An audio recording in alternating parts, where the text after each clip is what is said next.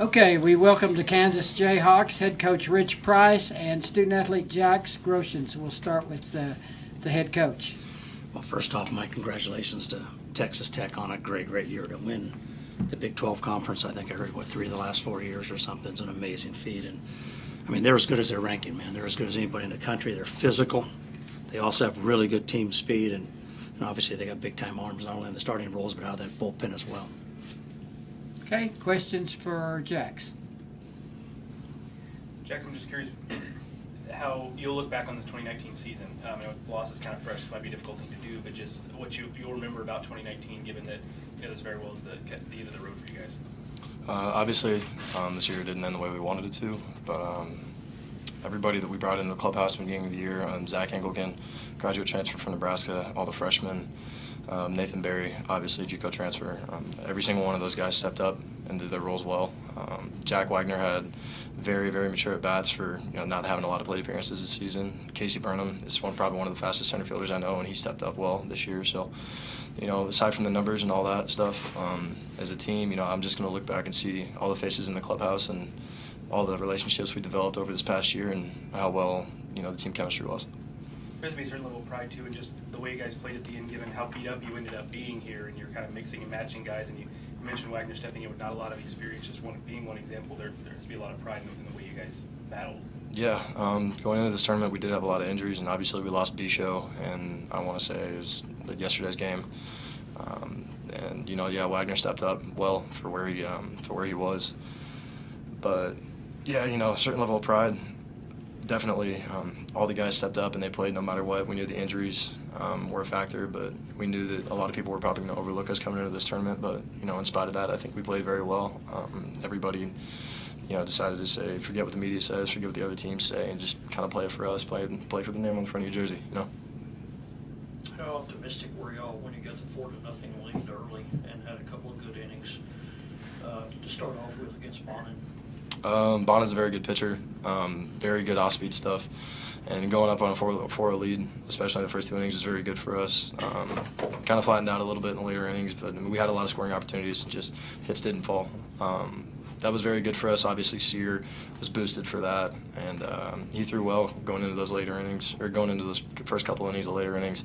Kind of left the ball up a little bit, and the wind obviously helped a little bit on the home runs, but yeah, it was good for us.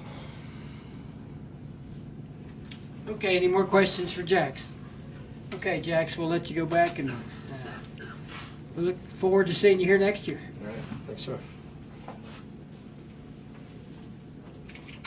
Okay, questions for Coach Price? Coach, I imagine there wasn't probably a guy you'd prefer to have out there than Sear, just given the way that he battles and goes about his business, that you had to feel a lot of confidence that he was going to give you, really what he gave you there until the end. Yeah, there was no doubts. I mean, obviously our bullpen was really depleted with the guys that we used yesterday in the 11-inning game. And when we handed the ball to him, we told him, hey, don't even look in the dugout till you get through the 7th inning. And that's literally how it was going to play out. We got here like at 1:15 today, and the wind was just howling to left field. And he's pitched in 3 of the winningest games we've ever played in and given up a ton of home runs in some of those games. He's a fly ball pitcher. He pitches to contacts. And when he shut Texas out and won 1-0, he did it on 83 pitches. And that's his game. He comes right at you. The ball gets put in play. You got to play good defense behind him. But he's also a fly ball guy. And the ball Holt hit out, I thought it was a routine fly ball to center field. I mean, Young's, he lasered out of the ballpark. That was a no-doubter. But to be real honest with you, I thought he did a good job. That they hit 3 lasers to right center field, like in the 5th inning, that were all caught. They were like bang, bang, bang, and they were caught. But obviously the park was playing small. If you got a ball in the wind, Vosig's ball's a routine out that blew out of the ballpark that tied it in the 7th inning. But when you come in here, man, and when the days like that, you got to find a way to keep the ball away from guys, and literally you got to pitch for ground balls or be able to throw hard enough and strike guys out. What do you feel like is the next step for your program now? Finishing as well as you did and playing competitively here, I mean, what's going to be your focus going into the offseason into the fall? Well, it's a continued development of our young guys this summer. I mean, that's the great thing about college baseball. You can be a freshman on this roster and hardly barely play and get to go out and get 200 at-bats this summer and come back a different guy than you were at the end of the season. And our players understand the development process. And, obviously some of the guys that we have, young guys, pitching-wise, had tremendous success in high school, but it's a huge jump from high school to pitching in this great conference. And you got to be able to spin the ball, and you got to be able to use the changeup and command the fastball, obviously. So those guys that didn't pitch a lot of innings, this is a huge development process for those young guys. When you look back on the 58 games this year, where you started to where you finished, just how proud you are of this club? Well, I think first off is when you've endured the injuries that we've had to lose Eli Davis was devastating to us. We won 6 straight Sundays with him as our Sunday starter, and somehow we found a way to win the Sunday game at TCU without him, and then we found a way to win 2 games against Kansas State without him when we had the rain out last week. But I couldn't be more proud of him. We played our first 24 on the road. Most games in the country. We've played 40 games on the road on our neutral sites, which is the most of any Power 5 school in the country too. So the weather was awful, and as we got an opportunity to get outside and practice in a normal routine, we got better as the season went on, and I think that's what every coach wants to see out of a young team. Okay, Coach, thank you. Thank you. Nice job. Hey, enjoy it, Okay. and you just keep it going. You had a heck of an end of the year. Okay, we have the Texas Tech Raiders head coach Tim Tadlock, student athletes Kurt Wilson and Gabe Holt. We'll start with an opening statement from the coach. Congratulations to Coach Price and his staff and his team.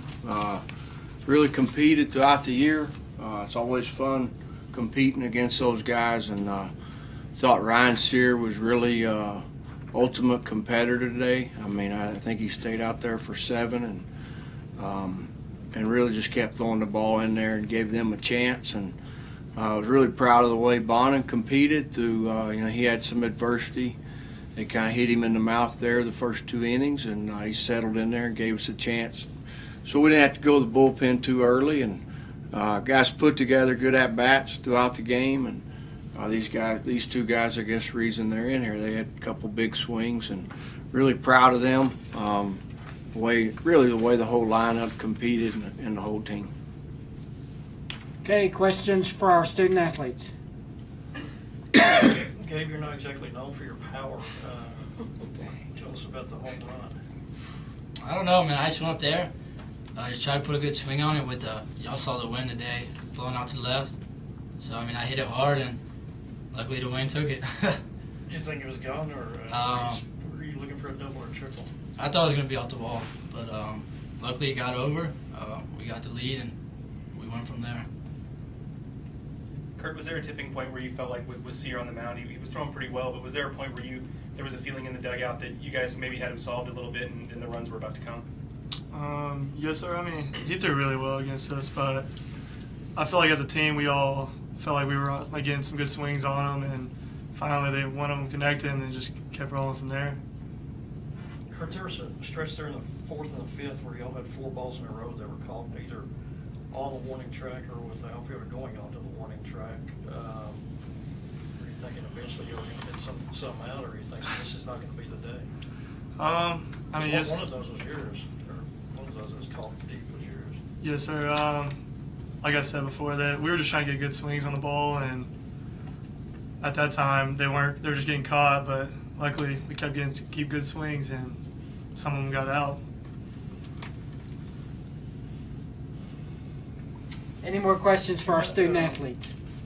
You make any adjustments there, or you just keep doing the same thing? Yes, sir. Just kept doing the same thing, trying to get a good swing on the ball and hit it hard. Do you give Gabe any grief or when he goes deep? Oh, yes, sir. I mean, I got power, so I don't know what he's talking about. yeah, he thinks that's the juice, but I like to swing hard, so when I do connect, it goes out. So yeah, that power, huh? I would like to say so. Okay. I'll ask one more. Kurt, Okay. you weren't in here last night, but on the ball that went over you last night against West Virginia, did you misjudge that at all, or just carry farther than you were expecting? Or? No, so I definitely misjudged that. I should have caught the ball. Still haunted me a little bit today about it, but I was trying to just get over and be ready to go today and help our team win. You feel like you got to redeem yourself then, I guess, with a big swing? Yes, sir. Actually, the catcher for their team this year hit a ball similar today, and I actually caught it this time, so it's a little bit happier. How do you feel just for as much success that the Texas Tech program has had? I think Rob was just noting that This is what, first time since 2000 that Tech has actually won 2 games here. I think so, yeah. To stick around here for this long. I would like to say, I mean, that's awesome. To continue to play. You know, we got postseason coming up, so it's good to get more work in and just keep playing, play as long as we can in this tournament, and then next weekend start postseason and go from there. Okay, we'll let him get back, and Gabe can work on his power. Go do to hit the gym. Hey, here we go. Appreciate it. Yeah. Okay, questions for the coach. Oh, we'll let the little guy get up here too. You know what? Maisie's been bringing his son in here. Well, he's not my son, but we. I know. That's My not what I was my son's a little insinuating. bigger than that. So we'll let him get up here. How important was the effort of Bonin giving you 5 when it looked like maybe he might kind of crash out of there a little bit earlier than that to be able to extend the game? Yeah, it's huge. I mean, as a starter, you want a guy to go out and at least give you what you said. And he's a competitor and wasn't making bad pitches, you know. Guys picked him up on a few plays. He picked them up on a few plays and definitely picked the whole bullpen up, you know, being able to stay out there as long as he did. And it's a sign of a guy, you know, that will compete, and it's neat to see. Tim, what has Kurt given to you guys in the lineup and left? I mean, you moved Josh to short, that worked. Kurt got a chance out and left and hit some big shots, and he's still out there. Yeah, he's a baseball player. The biggest thing is he's an above-average defender wherever you put him on the field. Well, I shouldn't say in the outfield he's an above-average defender. You know, he's been up to 97 on the mound, so you're talking about a plus arm. So guys aren't getting an extra base on you very often. You know, he's a guy that is kind of showing what he showed last year in the first 3 weeks when we thought he's our best hitter. You know, going into first time we went on the road last year, and y'all have heard that story, dove for the ball and really wasn't ever the same. And you know, anytime you got a guy that played shortstop in high school and played it his whole life and that versatile, he's just, you know, he's a competitor, and been fun to watch him. He's brought a lot to the table. What did you think of Queen and Havman today? Yeah, I thought Queen, you know, that was, Queen gives up the 1 ball. I think that's the first earned run he's given up for the year, which was kind of in the back of my mind just because you're going, you don't know when that's going to happen. You don't know how he's going to react to it. Thought he handled that situation really good. Got us into the 8th, and was able to give the ball to Dane, and Dane made a pitch there on the pinch hitter, and executed some pitches in the 9th. So it's good. It's good to get him on the mound. Kind of same question I asked those guys. When you see like 4 balls in a row caught on the warning track, do you think eventually one's going to get out of here, or are you thinking maybe this isn't going to be the day? You don't really know how that's going to work. You know, it's you go back and you think of guys that can really hit. That's where they get out. You know, that's why those outfielders set deep in the big leagues, because you know you just see a lot of outs, balls that are squared up, and we're definitely not always that way. But I was really proud of that bats the guys were having. The thing that you can do as a hitter is, you know, you can get a good pitch to hit, you can control that, and the rest of it is kind of out of your hands. And so we're as happy when that happens as when the ball's landed. I mean, because that's really, if you make more out of it than that, the game beats you up a little bit. What is how do you handle your pitching staff tomorrow? Yeah, we'll have to talk about that. I mean, most of the bullpen guys will be available, other than John. And so we'll talk about who we're going to start when we get back to the hotel, and kind of go from there. Let's see. So Lanning pitched a little bit last night, is he? Yeah, he threw 8 pitches. So he'd be fine, yeah. What's Floyd's availability? Since He'd be fine. He's okay too.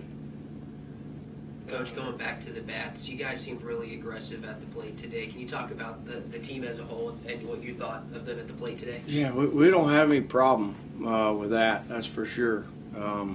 these guys are definitely an aggressive bunch. Aggressive, is always good.